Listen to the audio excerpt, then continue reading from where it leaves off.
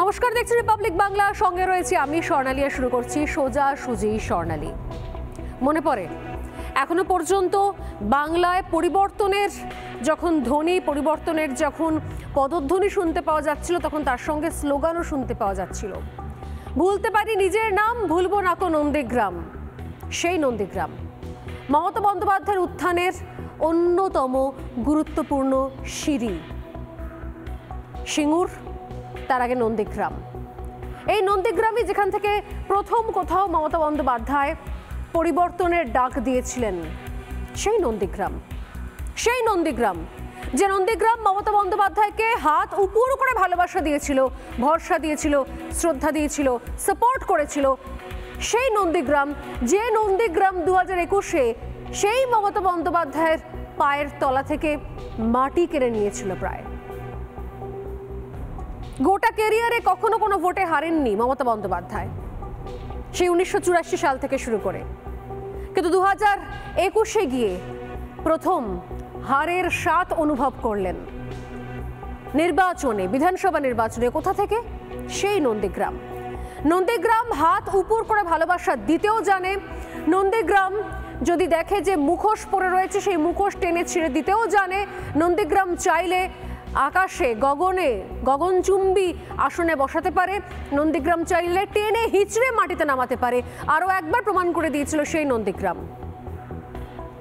এবার ঘটনাচক্রে নির্বাচনেও ঘুরে ফিরে যখন নির্বাচনের সময় একটু একটু করে এগিয়েছে, ফেজ একটু একটু করে এগিয়েছে, ঠিক তখন আবার যেন এপিসেন্টার হয়ে উঠেছে সেই নন্দীগ্রাম। অনেকেই বলছিলেন যেটা তো হওয়ারই ছিল। উত্তরবঙ্গ থেকে যখনই দক্ষিণবঙ্গের দিকে নামছিল তৃণমূল কংগ্রেস, তখনই কোথাও বুঝতে পারে যে নিজেদের চেনা জানা, ভরসা, আস্থা, চোখ বন্ধ করে ভরসা রাখার মতো যে ভোট ব্যাংক, সেই ভোট ব্যাংক আর নিজের থাকছে না। সেই ভোট ব্যাংকে থাপা বসাচ্ছে অল্প হলেও বিজেপি, আর বেশ খানিকটা কংগ্রেস এবং সিপিএম এর জোট, কংগ্রেস এবং বামেদের জোট স্পেসিফিক্যালি।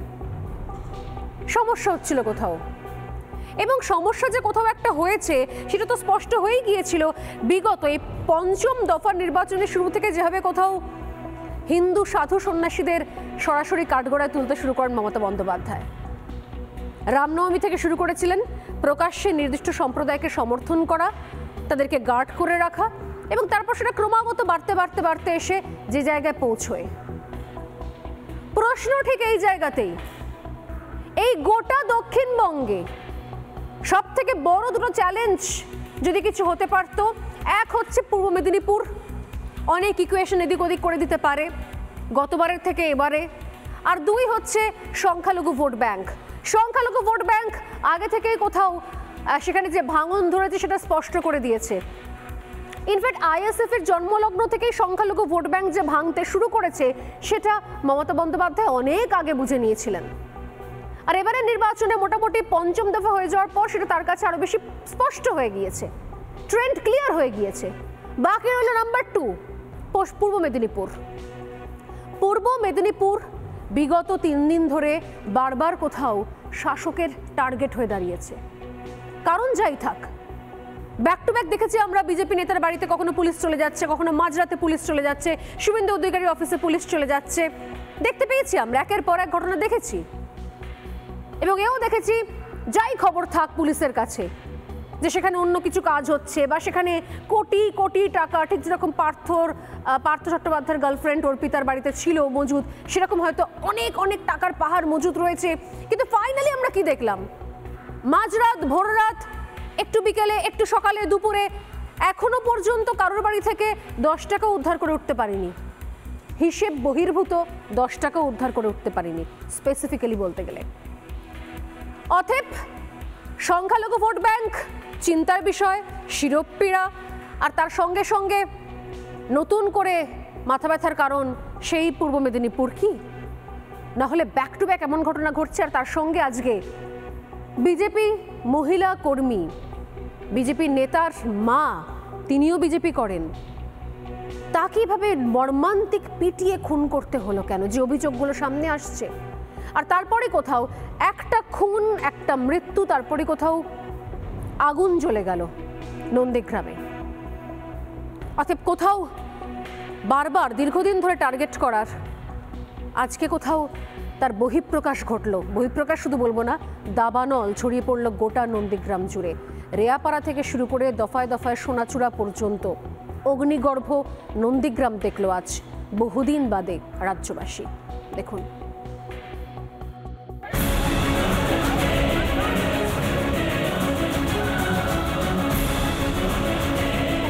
প্রচুর অসুস্থ, কলকাতা নার্সিংহোমে না হাসপাতালে আছে, এখন মৃত্যুর সঙ্গে পাঞ্জা লড়ছে। एरिया का पोजीशन लीजिए और गुंडा को भगाइए।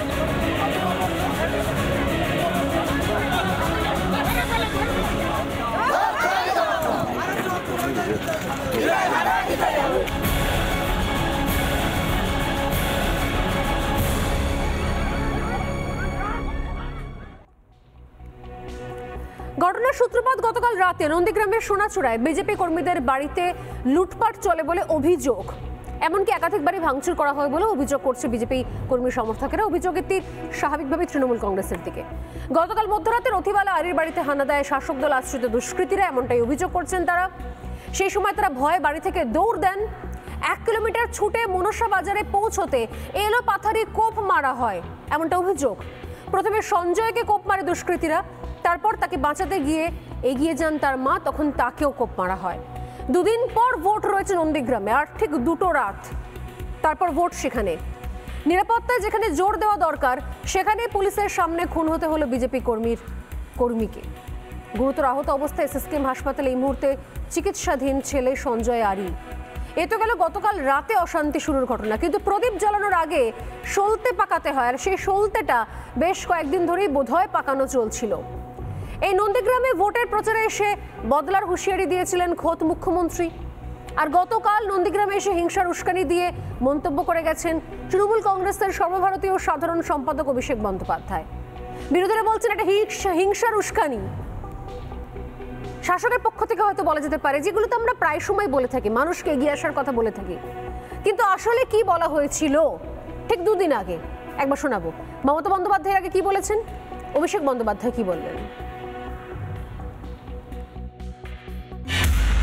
আমাকে প্রতারণা করা হয়েছে, আমার রিগিং করা হয়েছে, টোটাল ভোট লুট করা হয়েছে।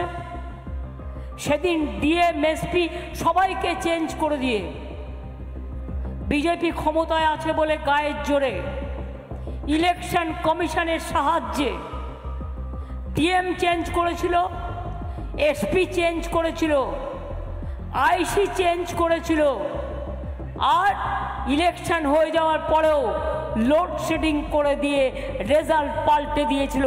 আমি আজ নাও কাল এর বদলা তো নেবই, কিভাবে নেব, কেমন করে নেব, সেটা আগামী দিন পথ দেখাবে। যদি 1 দিন 2 দিন আগে থেকে বাড়িতে গিয়ে ধমকায় চমকায় মায়েরা হাতে খুন্তি আর মুঠি নিয়ে তাড়া করবেন এদের, কিন্তু ভোটটা আগামী দিন নিজেদের ভোটাধিকার কেন্দ্রে গিয়ে প্রয়োগ করবেন। আমি আপনাদের বলছি, এখানে যারা ভাবছে যে 80টা বুথে সন্ত্রাস করব, মানুষকে ভোট দিতে দেব না, আর প্রত্যেকটা বুথে 700-800 ভোট নিয়ে 50,000 ভোট বাড়িয়ে নেব, যারা করবে তার তালিকা আমার কাছে রয়েছে। আমি আপনাদের বলছি, আপনারা নিশ্চিন্তে থাকুন।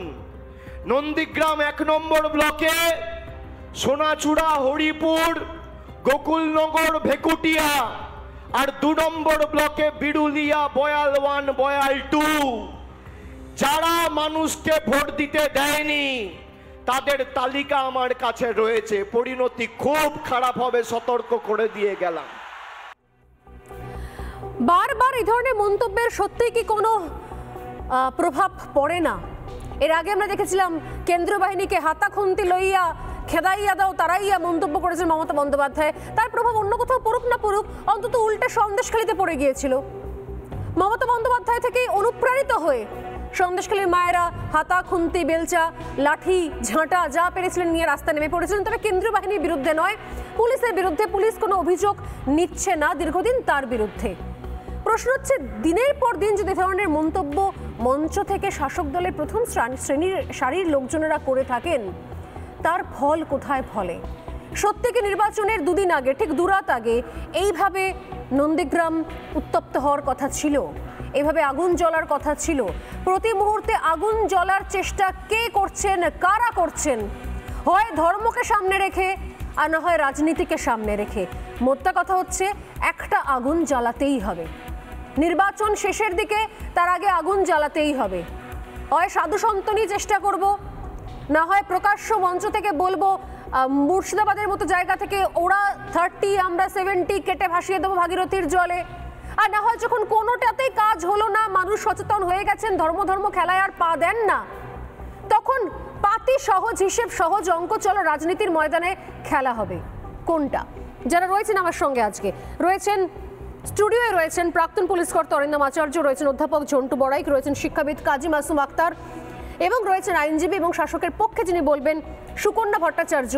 অন্যদিকে স্টুডিওর বাইরে থেকে আমাদের সঙ্গে রয়েছেন বিজেপি মুখপাত্র শঙ্কুদেব পণ্ডা।